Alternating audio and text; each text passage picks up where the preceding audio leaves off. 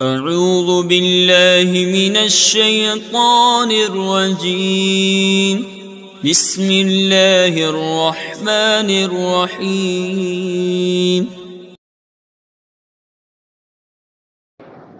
48 طلاق علی المال۔ طلاق علی المال، اس کی کیا تفصیل ہوگی؟ طلاق علی المال یعنی عورت طلاق کے بدلے مرد کو کچھ مال پیش کرے، یعنی عورت سے مال لے کر طلاق دینا، عورت سے مال لے کر عورت کو طلاق دینا، مال کے بدلے طلاق دینا، تو اس صورت میں طلاق صریح بائنہ ہوگی۔ اگر مرد عورت سے مال لے کر طلاق دیتا ہے تو پھر طلاق صریح بائنہ ہوگی کہ مرد بولتا ہے کہ ٹھیک ہے میں طلاق اس صورت میں دوں گا، پہلے مجھے مال دو۔ اب اگر عورت مرد کو مال دے دیتی ہے، پھر مرد اس مال کے بدلے عورت کو طلاق دیتا ہے، تو یہ طلاق علی المال کہلائے گی، طلاق صریح اور بائنہ ہوگی، طلاق صریح بائنہ ہوگی۔ صریح ہونے کی وجہ سے اب نیت کی محتاج نہیں ہوگی، اور بائنہ ہونے کی وجہ سے اب یہ طلاق بائنہ ہے تو نکاح فوری طور پر ختم ہو جائے گا۔ اب اس صورت میں نکاح جدید کے بغیر مرد عورت سے رجوع نہیں کر سکتا۔ اب یہ کیوں طلاق صریح بائنہ ہوگی؟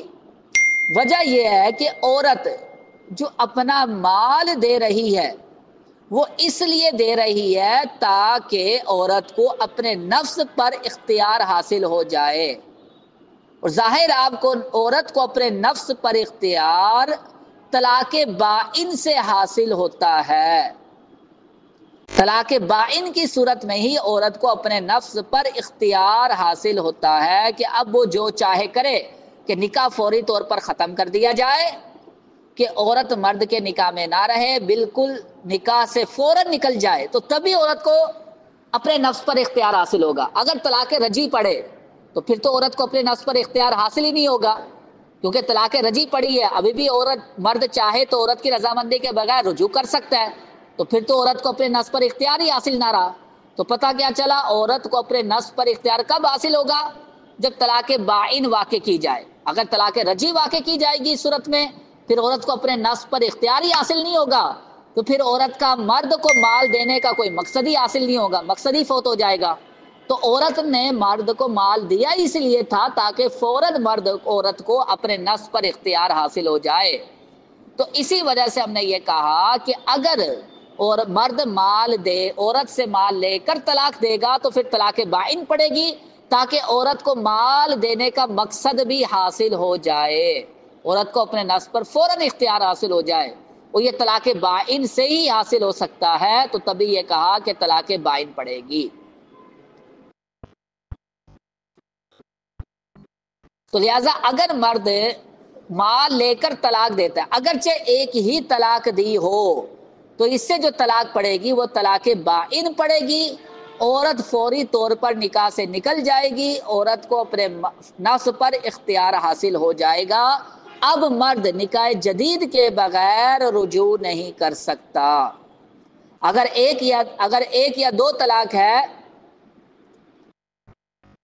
تو اب عورت کی مرضی کے بغیر نکاح جدید نہیں کر سکتا، اور اگر 3 طلاق دی ہے تو پھر ظاہر ہے اس صورت میں حلالے کی بھی ضرورت پڑے گی۔ اسی طرح لفظ خلع سے بھی جو طلاق واقع ہوتی ہے وہ بھی طلاق بائن ہوتی ہے، کیونکہ خلع میں بھی مہر کو چھوڑ دیا جاتا ہے، یا طلاق کے بدلے میں مرد کو کچھ مال دیا جاتا ہے، اور لفظ طلاق بائن سے فوری طور پر نکاح ختم ہو جاتا ہے۔ تو لہذا اگر 1 یا 2 طلاق کی نیت ہے تو پھر تو نکاح جدید کے ساتھ مرد عورت سے نکاح کر سکتا ہے، اور اگر 3 طلاق کی نیت کی ہے تو 3 طلاق کی صورت میں یہ طلاق مغلظہ ہو جاتی ہے، اور یہ آپ کو پتہ طلاق مغلظہ ہونے کی صورت میں اب حلالے کی ضرورت پڑتی ہے۔ اب حلالہ کیے بغیر عورت سے مرد نکاح نہیں کر سکتا۔